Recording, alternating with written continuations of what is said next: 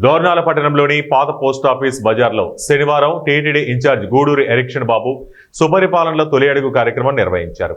ఈ సందర్భంగా ఇంటింటికి వెళ్లి ప్రజల సమస్యలను ప్రత్యక్షంగా అడిగి తెలుసుకుని సంక్షేమ పథకాలు సక్రమంగా అందుతున్నాయా లేదా అనే విషయాలపై ఆరా తీశారు.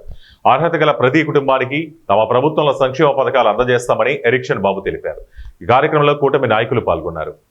సూపర్ 6 లో భాగంగా మనం చెప్పాం, పెన్షన్లు పెంచుతామని చెప్పాం. పెన్షన్లు ముఖ్యమంత్రి అయిన వెంటనే పెంచి ప్రతి నెల 1వ తారీఖున ప్రభుత్వ ఉద్యోగస్తులు ఎవరైతే అర్హులు ఉన్నారో పెన్షన్లు తీసుకుంటున్నారో వాళ్ళ ఇళ్ళ దగ్గరికి వెళ్ళి మనం పెన్షన్లు పంపిణీ చేస్తూ ఉన్నాం. అదొకటి హామీ ఇచ్చాం, దాన్ని నెరవేర్చాం. తర్వాత మహిళలకి 3 గ్యాస్ సిలిండర్లు ఉచితంగా ఇస్తామని చెప్పాం. 3 గ్యాస్ సిలిండర్లకి ఉచితంగా మనం డబ్బులు వేస్తున్నాం. అది ఒక 2 వచ్చేసాం. కొత్తగా దీంట్లో ఇంకోటి ఏం జరిగిందంటే, ముందు మనం సిలిండర్లకు డబ్బులు కట్టి తర్వాత ప్రభుత్వం డబ్బులు వేసేది. ఈ నెల నుంచి ఇంక అది లేదు.